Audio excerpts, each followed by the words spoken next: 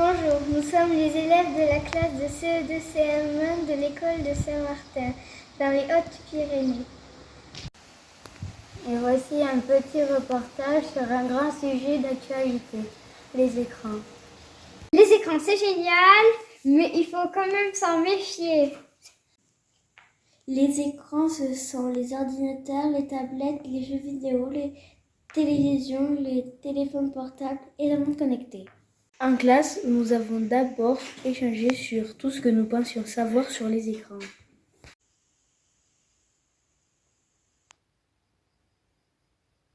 Les écrans, c'est super parce qu'on se divertit en regardant des films, des séries ou des vidéos. Nous pouvons aussi jouer en ligne avec nos amis.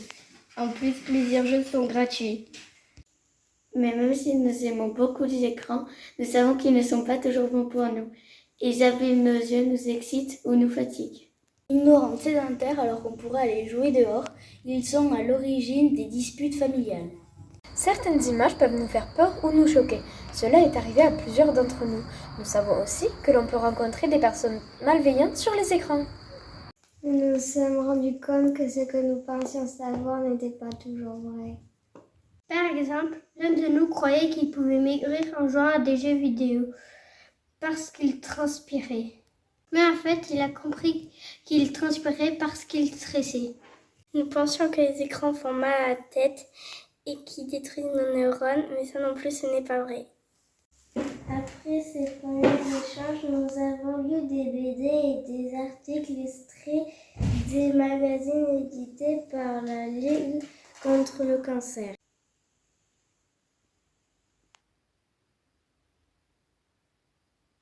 Grâce à eux, nous nous sommes souvenus qu'à cause des écrans, nous ne profitons pas des personnes qui nous entourent. Par exemple, si les autres sont sur leur téléphone ou devant la télévision, on se sent seul. Pendant les repas, si la télévision est allumée, nous ne discutons plus avec nos parents et nos frères et sœurs. Certains programmes ou jeux sont addictifs et nous avons envie de passer beaucoup de temps dessus. Nous avons appris qu'il y a des personnes qui concevaient des algorithmes qui nous rendent dépendants des écrans. Avec les algorithmes, ils peuvent savoir ce que nous aimons et nous proposent encore plus de contenu et c'est plus difficile d'éteindre l'écran. Certaines informations qui se trouvent sur Internet peuvent être fausses. Il ne faut pas croire tout ce qu'on voit et tout ce qu'on entend. Nous nous sommes aussi souvenus des bons côtés des écrans. Par exemple, dans les hôpitaux, on les utilise pour mieux soigner les personnes. Certains jeux permettent aux personnes âgées de stimuler leur cerveau. Nous avons appris des choses nouvelles. À force d'utiliser le GPS, nous savons moins bien nous repérer. Si un jeune enfant utilise trop les écrans, cela peut provoquer des problèmes de développement du cerveau. À cause des écrans, nous nous concentrons moins longtemps. Il est bien de faire une pause toutes les 20 minutes pour reposer nos yeux. La lumière bleue émise par les écrans retarde l'endormissement car notre cerveau croit que c'est le jour. Après avoir appris tout cela, les maîtresses ont demandé à Emmanuelle de venir dans notre classe.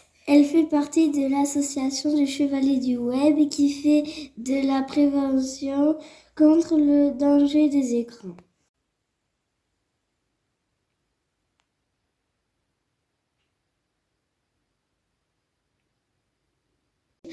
Emmanuelle est venue en classe et nous avait fait un voyage dans le temps. Elle nous a raconté plusieurs histoires vraies. Au début, elle nous a raconté une histoire de bactéries et de pasteurisation. En 1885, un scientifique s'étonnait de voir des enfants allaités devenir malades en buvant du lait de vache.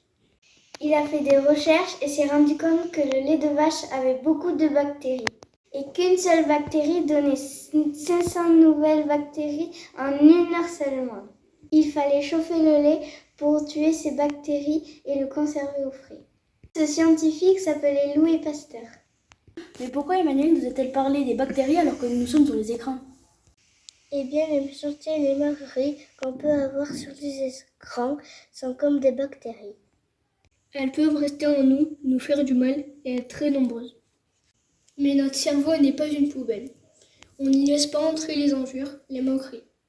Notre cerveau continue à se développer jusqu'à de 21 ans.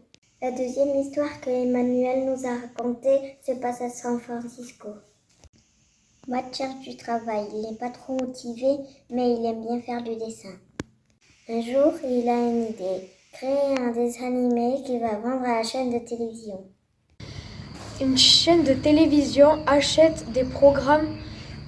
Elle se sert donc de l'argent des publicités pour acheter cela. Une publicité va coûter très cher si elle est passée avant un match important de foot, mais elle va coûter beaucoup moins cher si elle est passée pendant la nuit. Bref, Matt termine son dessin animé, mais aucune chaîne ne veut le diffuser, car elle le trouve bête et il y a des gros mots et des injures. Et un jour, une petite chaîne de télévision achète le dessin animé de Matt. Du coup, les grandes chaînes de télé veulent le diffuser à leur tour.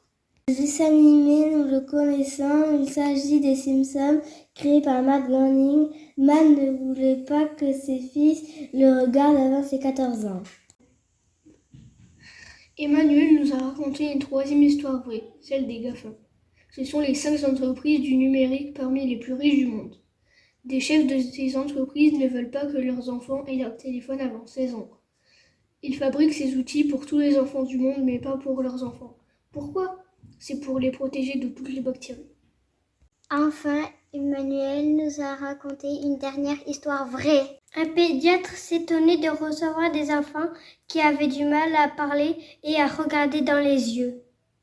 Il a fait une expérience en classe. La classe était coupée en deux. Une moitié devait regarder la télévision, Bob l'éponge par exemple, avant de venir en classe. Chaque matin, la maîtresse faisait apprendre une leçon. Les enfants qui retenaient le mieux, c'est ceux qui ne regardaient pas la télévision. Emmanuel nous a aussi demandé d'écrire dans notre cahier quelque chose qui nous avait fait peur ou nous choquer. Il n'y a eu que 4 élèves qui n'ont pas eu peur. Emmanuel nous a encouragés à parler de nos peurs avec nos parents, même si on a désobéi. Même si nous avons peur de nous faire gronder, c'est très important de dire la vérité. Parler de ce qui nous a choqués va nous aider à avoir moins de peur. Emmanuel nous a lancé un grand défi, 10 jours sans écran, du 13 au 22 mai.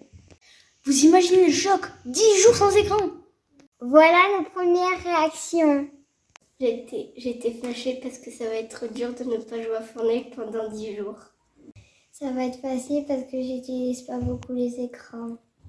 Je me disais que je n'allais pas y arriver. J'aime jouer aux jeux vidéo quand je m'ennuie après le repas. Je sais que je peux pas réussir ce défi. Je suis contente de faire 10 jours sans écran. On va y arriver, les écrans ne nous auront pas. Quand j'ai appris la nouvelle, j'étais un petit peu déçue parce que la tablette, je l'ai que le samedi, le dimanche et le mercredi. Je serai joyeux et je pense tenir tous les jours. J'ai peur de ce défi parce que je joue beaucoup. Je ne peux pas te dire 5 jours sans écran. J'ai été très surprise d'entendre ça. Je suis restée de bouche bée. Bref, vous l'avez compris, ce défi nous fait un peu peur. Mais Emmanuel nous a encouragés en nous disant qu'on est bien plus fort que les écrans. Et elle nous a aussi dit comment se déroulera le défi. Chacun de nous aura une grille de points. Le but est de gagner un maximum de points en individuel, dans la classe et dans l'école. Il y aura d'autres écoles qui participent au défi en France. À chaque fois, je barre un écran si je gagne un point. Je remplis la grille chaque jour. Je fais de mon mieux et bien sûr, je dis la vérité. Si je perds un point, je me pose la question. Pourquoi ai-je perdu ce point ? J'ai le droit d'utiliser un écran pour travailler. Il faudra que je fasse un effort pour les jeux, les films, les séries. Pour nous aider, Emmanuel nous a conseillé de faire une liste de tout ce que nous aimons faire sans écran quand nous sommes seuls ou plusieurs, et c'est ce que nous avons fait. Je jouerai à cache-cache avec mon frère et mon chien. Je jouerai avec mes peluches et mes Barbies. Avec ma petite sœur, on jouera à la balançoire et au ballon. Je jouerai dehors, seule ou avec mes amis. Je ferai aussi de la danse ou de la gym. Et puis je ferai du trampoline. Je découperai, je collerai, je construirai et je fabriquerai. Je jouerai avec mon chat au domino et j'irai à la ferme. Je n'ai pas d'idée. Je jouerai au foot, j'inviterai des amis et je ferai des dessins. Je jouerai avec mon frère à une île avec des squelettes. Moi, je jouerai au Monopoly et j'irai jouer dehors. Je vais aller à la cabane, je vais faire du vélo et peut-être ranger ma chambre. Mes idées, jouer au Playmobil, faire des jeux de société, jouer avec mon grand frère. Moi, je ferai un puzzle. Et moi, je jouerai au Lego. Moi, pour me divertir pendant ces 10 jours, je jouerai au baby-foot avec ma famille, je créerai des histoires avec ma famille et je construirai une cabane avec mes amis. Si vous voulez savoir comment on a vécu ce défi, venez nous voir. Ça nous fera plaisir de vous raconter notre expérience. Notre reportage s'achève. Les 10 jours de défi sont passés. Nous sommes fiers d'avoir relevé le défi. Nous avons été largement plus forts que les écrans.